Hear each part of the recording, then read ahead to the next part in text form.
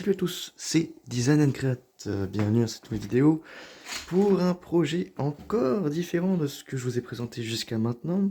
Donc ça sera pas sur la 350. De toute façon, vous l'avez vu dans le titre de cette vidéo. Ça sera sur un nouveau projet. Bon, nouveau. D'un côté, ça récupère certains designs de certains, enfin voilà, d'un autre projet. Donc, en l'occurrence, ça reste un 737. Mais cette fois-ci, c'est un 737 plus grand, un peu plus moderne, on va dire, parce que la modernité est relative, hein, bien sûr, le cockpit change un peu, mais pas tant que ça. Donc c'est un 737 400, vous pouvez voir le plan juste ici. Donc globalement, c'est le même design que le 737 200.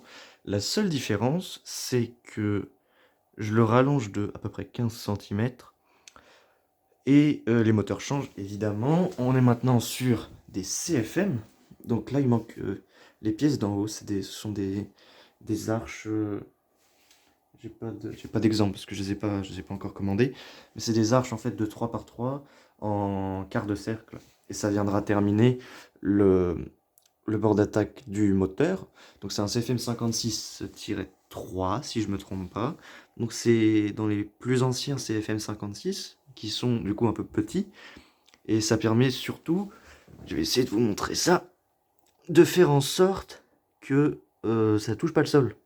Parce que la hauteur du train ne change pas par rapport au 200. Ce qui fait que le moteur a tendance à toucher le sol, mais en fait pas du tout, parce que ça passe. Je sais pas si je peux vous montrer un petit peu mieux. Si le focus arrive à se mettre comme il faut. Ah voilà, mince, j'ai surexposé. Enfin bref. Donc ça c'est pour les moteurs. Les moteurs, il n'y a pas tant de choses à vous montrer, parce que le design, le design est le mien. Attention, je les ai totalement designés. La forme de l'aile change. On garde sur le 45 degrés bien sûr ici. Mais ce qui change, c'est la forme de l'arrière de l'aile. On voit pas trop parce que du coup il est retourné. Parce que du coup j'ai récupéré la même structure.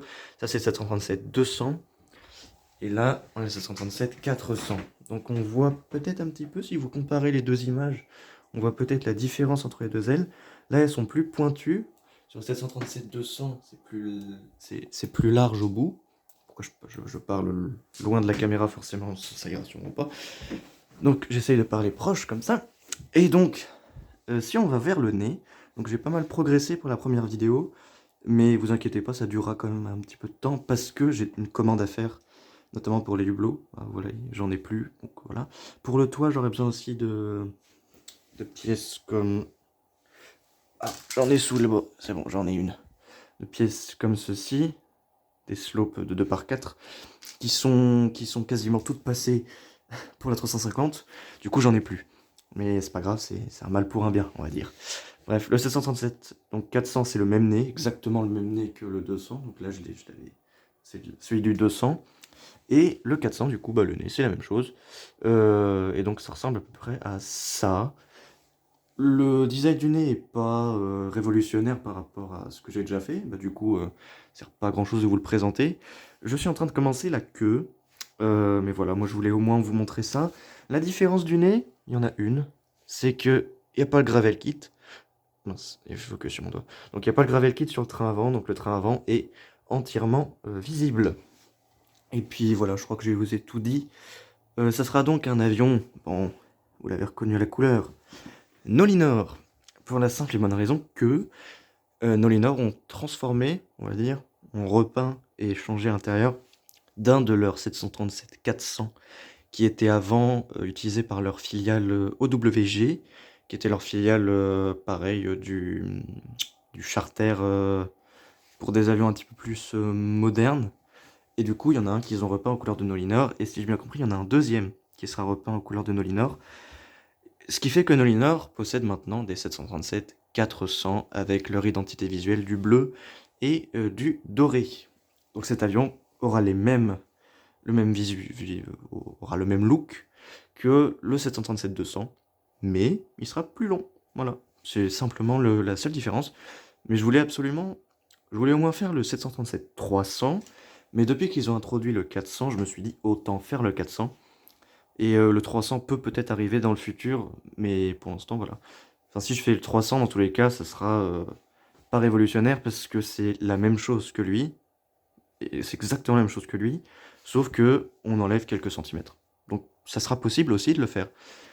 Mais ça c'est voilà, c'est un projet pour plus tard, voilà. Et puis donc là, je fais un 400, j'estime à peu près la fin de projet dans 2 mois, un truc comme ça. Puis voilà, je pense que c'est tout pour cette vidéo. J'espère que le projet vous plaît. N'hésitez pas à vous abonner, voter pour le 67 200. Bon, et derrière, on le voit pas. Mais sur Lego Ideas, je suis à 5000, bientôt 3000, bientôt 3200 supporters. On n'est pas loin des 5000, ça se rapproche tout doucement. Mais ça se rapproche, donc il faudrait... Voilà, on peut le faire, tout est possible. Donc voilà, moi je vous dis à la prochaine. N'hésitez pas à vous abonner, à supporter, bien sûr. Likez, partagez et commentez la vidéo. Et puis moi je vous dis à la prochaine pour l'épisode 2 de lui. Ou une mise à jour sur 350, je sais pas encore, ça dépend. Et peut-être que là il a même changé depuis la dernière mise à jour et je m'en suis pas rendu compte. C'est possible. Donc voilà, c'est tout pour cette vidéo. Passez une très bonne journée. C'était Design Crat. Salut.